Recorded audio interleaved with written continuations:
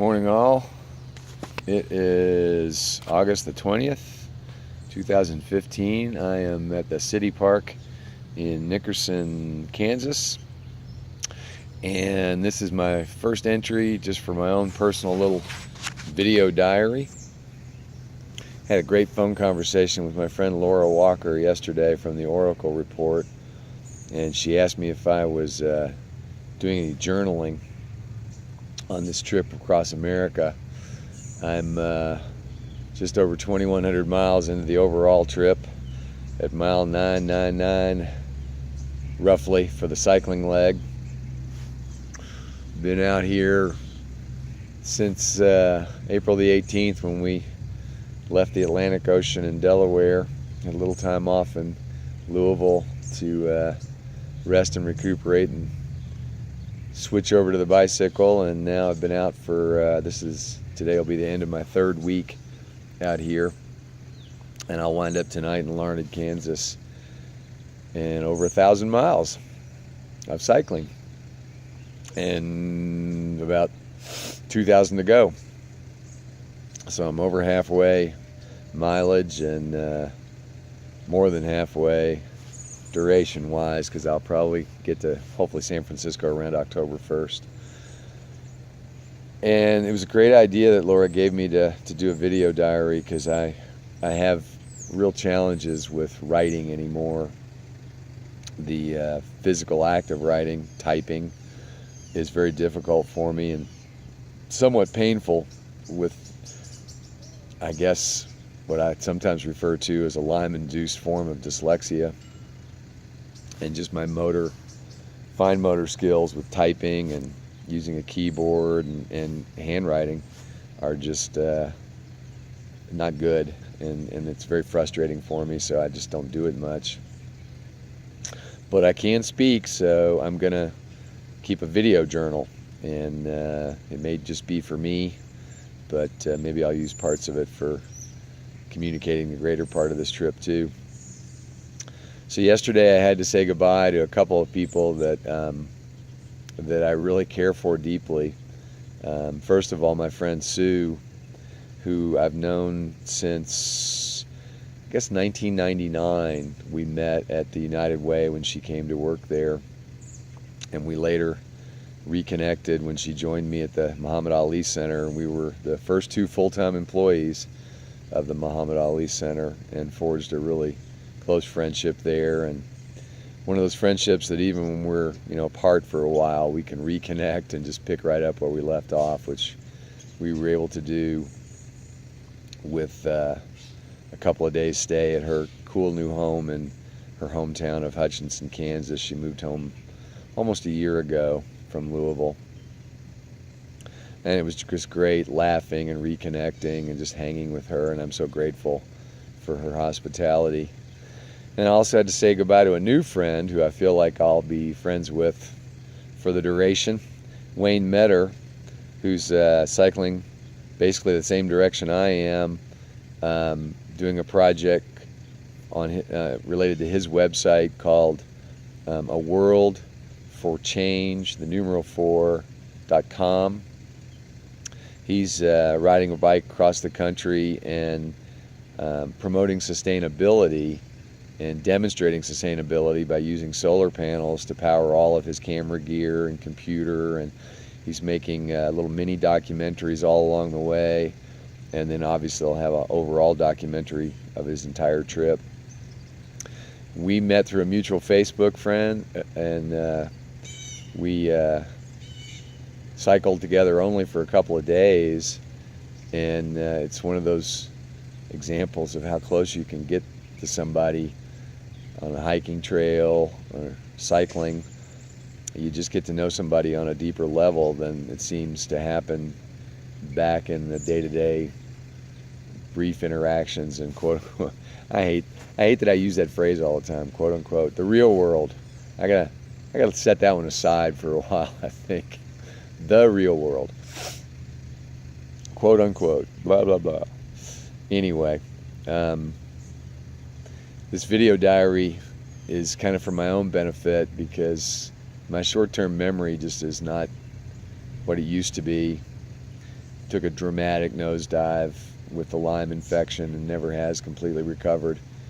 My AT hike and this adventure so far, I just don't form crystalline memories on a day-to-day basis of what I'm doing out here. It all just kind of blends together into a fog. I either have to look at my online journal from the hiking portion or the notes I've made on the cycling portion, just, you know, refresh me of where I was when and who I met and what came in what order. And it's disconcerting, but I also try to remember it brings me a different perspective of valuing the present moment versus trying to hang on to the past in some sequential, linear, you know, intangible reality that you know, the past only exists in our mind, and maybe it's a gift that it doesn't exist in mine in any detail anymore. It may help me stay more focused in the present moment and be alive in the only moment we have, and that's right now. So try to remember to look for the silver lining in what appears to be a dark cloud. Wayne's a very good teacher of that.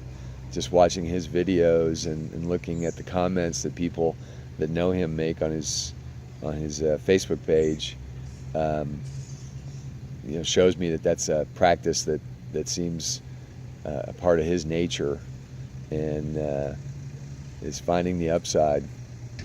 So one of the things that Laura was advising me about yesterday, according to my astrological chart, Mercury goes into retrograde for all of us, but with my chart, it may be a little more intense from the standpoint, she said, you know, there may be interruptions, delays, diversions, obstacles that come to my path between now and September 14th. She said that on the surface may appear to kind of derail what I think I'm supposed to be doing and my timetable and that kind of thing, but beneath it, those experiences may bring me into contact and relationship with other experiences and people in particular that are important, and to be open to that. And it was an interesting synchronicity because Wayne and I had a conversation about that very thing and our mutual experiences with it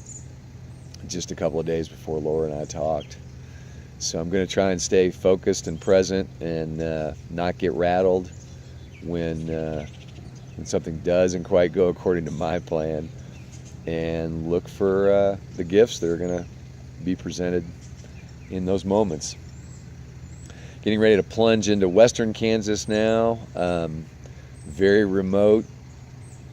Today I won't have any little towns or anything in between me and my destination of Larned, Kansas. About 58 miles with no services, as the map says, so I've got to carry a lot of water, and I've got plenty of food, and you know, out here in Kansas it's going to be a beautiful day. You can cover pretty good ground if the wind's not too bad because it's so flat. So 58 miles probably isn't going to be but about 4 hours of cycling, of actual pedaling, so it shouldn't be too tough. Got down to about 55 degrees last night, a little bit chilly. Drew is sending me my cold weather gear to Pueblo, Colorado, which I'll be at in about 6 days, unless one of these interruptions happens. And but right now I'm kind of wearing all my layers at night because I don't have my sleeping bag. I just have a little sleeping bag liner. I think it's going to warm back up a little bit here in the next couple of days and get more normal, but yesterday it only hit 72. It was in arm warmers and a vest, but it was kind of refreshing. It was very comfortable cycling, and I'm looking forward to enjoying the ride today. Be a little bit lonely after having good company of Wayne, but it's all good. Hopefully maybe we'll reconnect before we both get to the Pacific Ocean. So, feeling good. Semi-concerned because I got a tick bite that I found on my butt cheek at the hostel in Eureka. It was a tick nymph. It looked like an American dog tick, and I got it off really early. So I'm watching that spot. It looks a little red today, and but it may just be my immune system responding to the crud that those little creatures probably put into you. But I have confidence in my body. I have a confidence in the universe, and you know, what's supposed to happen will happen. I'm going to stay present to that. So for now, that's August 20th installment. Happy 90th birthday to my mom. Love you. And we'll check in tomorrow morning maybe. August 20th, Unitic out.